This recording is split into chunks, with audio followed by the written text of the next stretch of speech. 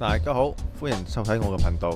前段時間更新咗一期1分幾鐘嘅短視頻，萬萬冇諗到呢，流量更好。睇嚟大家呢都係唔中意聽我長篇大論噶啦。趁離世界盃比賽仲有2日時間，我喺上班時間呢摸魚寫咗一下今日嘅內容。小弟不才啊，準備同2位朋友假當傾偈嘅音頻節目。點解要做音頻節目？因為做視頻太攰啦，做一個視頻往往呢要經歷策劃、寫稿、拍攝、剪輯嘅流程，而且呢啲都係簡化後嘅流程喎。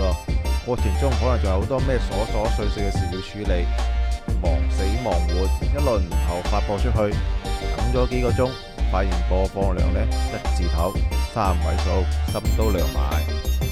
我同朋友傾偈呢，連淘寶都唔使打，想傾乜就傾乜，然後就錄成一期節目啦。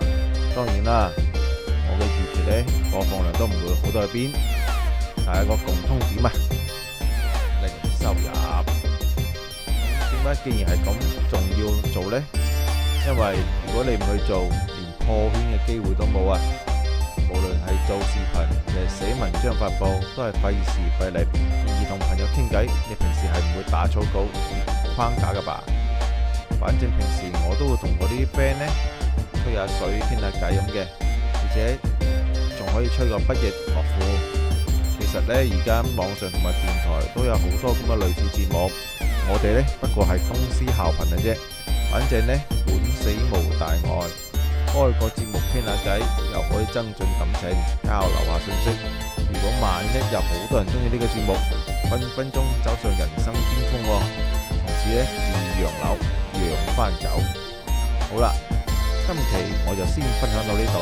如果你中意我嘅視頻，歡迎1鍵3連點個關注，點個 like 啊！你嘅支持係我更新嘅最大動力。